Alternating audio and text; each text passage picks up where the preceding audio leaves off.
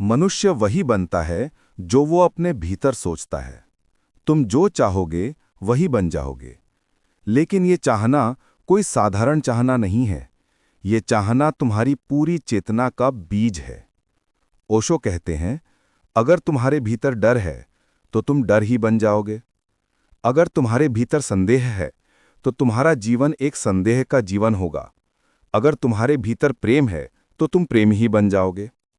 ध्यान रखना, जीवन तुम्हारी इच्छाओं का प्रतिबिंब है। जैसे दर्पण में चेहरा दिखाई देता है, वैसे ही तुम्हारे विचार, तुम्हारी चाहतें तुम्हारा संसार बनाते हैं। तुम्हारे भीतर जो है वही बाहर खींच कर आता है।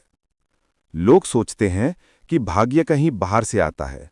नहीं, ओशो कहते हैं, भाग्य तुम्हारी अपनी चाह का परिणाम है। जो तुम गहराई से चाहते हो वही धीरे धीरे तुम्हारे अस्तित्व का हिस्सा बन जाता है।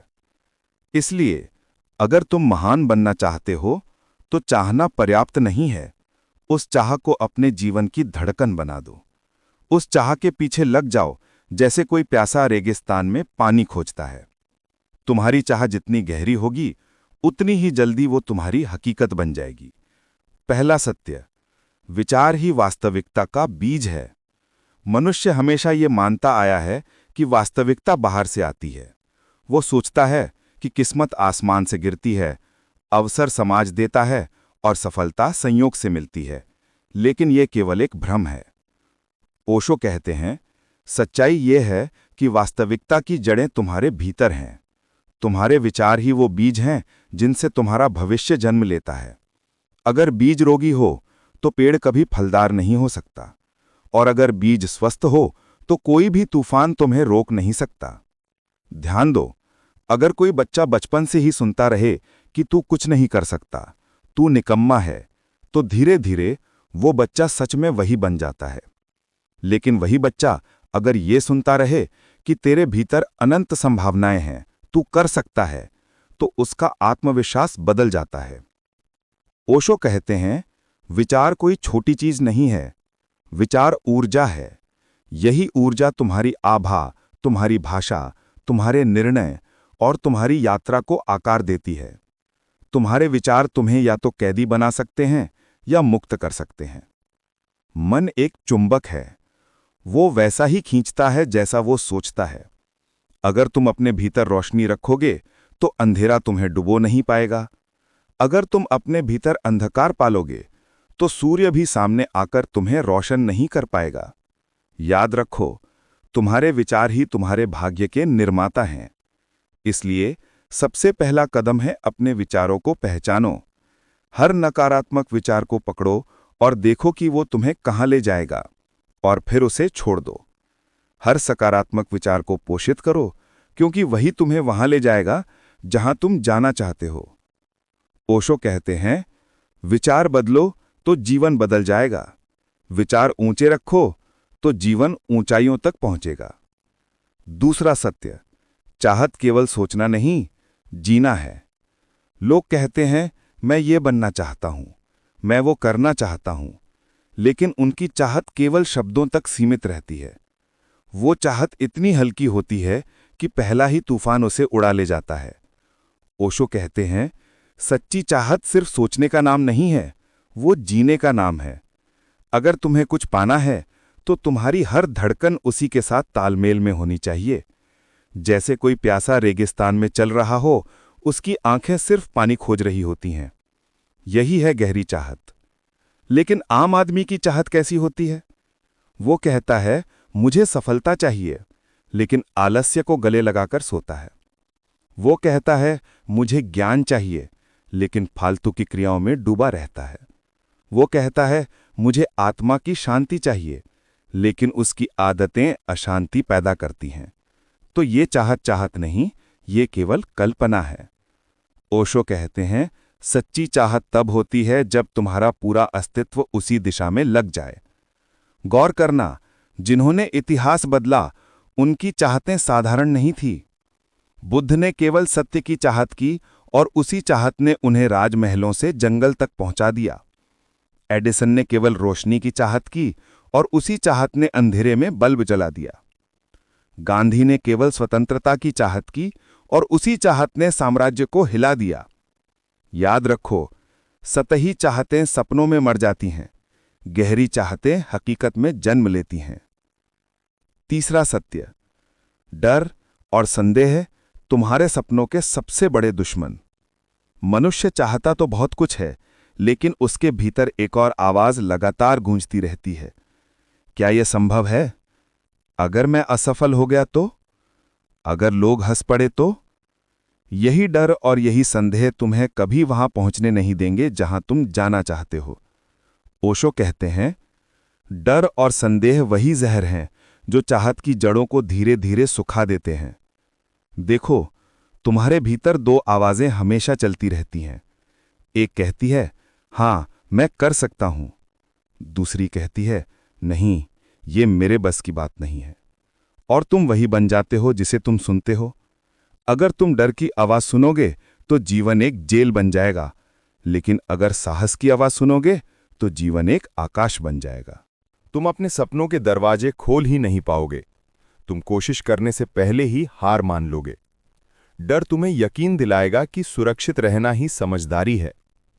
ओशो कहते हैं, सुरक्षित रहने वाले लोग कभी महान नहीं बनते, वे केवल भीड़ में गुम हो जाते हैं। और अगर तुम साहस की आवाजें सुनोगे तो दुनिया कहेगी पागल है, लेकिन वही पागलपन तुम्हें ऊंचाइयों पर ले जाएगा। हर महान इंसान को कभी ना कभी पागल कहा गया है, क्योंकि उसने डर को नकार दिया और संदेह को त्याग दिया। ध्यान से समझना, डर असली नहीं होता, वह केवल एक कल्पना है। तुम सोचते हो कि भविष्य में कुछ गलत होगा, लेकिन भविष्य अभी आया ही कहां है।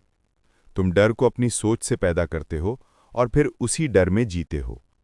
इसीलिए अगर तुम सच में वही बनना चाहते हो जो तुम चाहते हो, तो सबसे पहले अपने डर को पहचानो, उसे चुनौती दो। हर बार जब डर कहे तू नहीं कर सकता, तुम्हारा उत्तर होना चाहिए, मैं करके दिखाऊंगा। ओशो कहते हैं, डर कमजोर होता है, साहस मजबूत होता है। याद रखना, डर तुम्हें कैद करता है, साहस तुम्हें मुक्त करता है। जो इंसान अपने डर से ऊपर उठ गया, वह चाहे कुछ भी चाह ले, पूरा करके रहेगा, क्योंकि अब उसके रास्ते में कोई रुकावट नहीं है। चौथा सत्य, परिस्थितियां तुम्हें नहीं गढ़ती, तुम्हारा दृष्टिकोण गढ़ता है। लोग हमेशा शिकायत करते रहते हैं, मेरी हालत खराब है, मेरी परिस्थितियां कठिन हैं, मेरा परिवार मेरा साथ नहीं देता, समाज मुझे रोकता है। लेकिन ध्यान से सुनो, ओशो कहते हैं, परिस्थितियां कभी किसी को महान नहीं बनाती और न ही किसी को छोटा करती हैं। महान वही बनता है जो कठिन परिस्थितियों को सीढ़ी बना लेता है, और छोटा वही रह जाता है जो परिस्थितियों को बहाना बना लेता है। जीवन में तूफान आएंगे, कभी गरीबी का तूफान, कभी असफलता का, कभी अकेलेपन का। लेकिन असली प्रश्न ये नहीं है कि तूफान कितना बड़ा है। असली प्रश्न ये है कि तुम उसे देखने का दृष्टिकोण क्या रखते हो। एक ही परिस्थिति में दो इंसान होते हैं, एक टूट जाता है, हार मान लेता है, दूसरा और भी मजबूत हो जाता है। फर्क केवल दृष्टिकोण का होता है। अगर तुम्हारा दृष्टिकोण यह है कि हर मुश्किल मुझे कुछ सिखाने आई है, तो वो मुश्किल तुम्हारा शिक्षक बन जाएगी। लेकिन अगर तुम्हारा दृष्टिकोण यह है कि मुश्किलें मुझे तोड़ने आई हैं, तो वो मुश्किल सच में तुम्हें तोड़ देगी। ओशो कहते हैं, जीवन कभी तुम्हारे हिसाब से नहीं चलेगा, लेकिन तुम्हारे पास एक आज़ादी हमेशा है। कैसे प्रतिक्रिया देनी है, ये तुम पर निर्भर करता है। बुद्ध ने कहा था, दुख तुम्हारे पास आता है, लेकिन दुख को पकड़ कर रखना तुम्हारा चुनाव है। पांचवा सत्य, अनुशासन चाहत को हकीकत में बदलने का सेतु है। देखो, चाहत रखना आसान है, हर आदमी चाहता है। कोई अमीर बनना चाहता है, कोई सफल, कोई शांत, कोई महान। लेकिन चाहत अकेली कुछ नहीं कर सकती। चाहत को हकीकत तक पहुंचाने के लिए एक पुल चाहिए, और उस पुल का नाम है अनुशासन। ओशो कहते हैं, बिना अनुशासन के चाहत वैसी ही है जैसे बिना ईंधन की कार, जो खड़ी रहेगी और कहीं नहीं जाएगी। सोचो, अगर तुम ये चाहते हो कि तुम्हारा शरीर स्वस्थ हो, तो केवल सोचने से कुछ नहीं होगा। तुम्हें रोज व्यायाम करना होगा, सही भोजन करना होगा, आलस्य छोड़ना होगा। यही अनुशासन है। अगर तुम ये चाहते हो कि तुम्हारा जीवन ज्ञान से भरा हो, तो केवल ये चाहना कि काश मैं बुद्धिमान बनूं बेकार है। तुम्हें किताबें पढ़नी होंगी, ध्यान करना होगा, अपने भीतर प्रश्नों को गहराई से देखना होगा। यही अनुशासन है। याद रखना, चाहत बीज है और अनुशासन उसका पानी। बीज कितना भी महान क्यों ना हो, अगर उसे पानी न मिले तो वो सूख जाएगा। ठीक वैसे ही तुम्हारी चाहतें बिना अनुशासन के मर जाती हैं। आज दुनिया में लाखों लोग सपने देखते हैं, लेकिन केवल वही लोग सफल होते हैं जिनके पास अनुशासन है, क्योंकि सपनों को हकीकत तक पहुंचाने का काम केवल अनुशासन ही करता है। और अनुशासन कोई कैद नहीं है। अनुशासन तो आज़ादी है। आज़ादी इस बात की कि तुम अपने ही आलस्य, अपनी ही कमजोरियों और अपने ही डर से मुक्त हो जाओ। ओशो कहते हैं, नदी जब तक बह रही है वह जीवन देती है, लेकिन वही नदी अगर बिखर जाए तो केवल कीचड़ बन जाती है। अनुशासन नदी के किनारों जैसा है, जो तुम्हारी ऊर्जा को दिशा देता है और तुम्हें तुम्हारे मंजिल तक ले जाता है। इसलिए अगर तुम सच में वही बनना चाहते हो जो तुम चाहते हो, तो केवल चाहने से कुछ नहीं होगा। तुम्हें अपने जीवन में अनुशासन की आग जलानी होगी।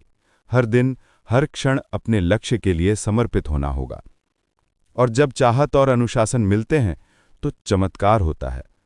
तब मनुष्य वही बनता है जो वह चाहता है। ओशो कहते हैं, ये जीवन कोई खेल नहीं है, ये तुम्हारी चेतना की यात्रा है। अगर तुम अपने भीतर नीच विचार रखोगे तो तुम जीवन को नर्क बना लोगे, और अगर तुम अपने भीतर ऊंचे विचार, गहरी चाहत और अनुशासन रखोगे तो यही जीवन तुम्हें स्वर्ग बना देगा। सवाल ये नहीं है कि दुनिया तुम्हारे खिलाफ है या साथ में। सवाल ये है कि तुम अपने साथ हो या नहीं। अगर तुम अपने विचारों, अपनी चाहतों और अपने अनुशासन के साथ खड़े हो तो दुनिया की कोई ताकत तुम्हें नहीं रोक सकती। याद रखना, भाग्य बाहर से नहीं आता, भाग्य तुम्हारे भीतर से जन्म लेता है। जैसे तुम सोचते हो, जैसे तुम चाहते हो, जैसे तुम जीते हो, वही तुम्हारा भविष्य बनता है।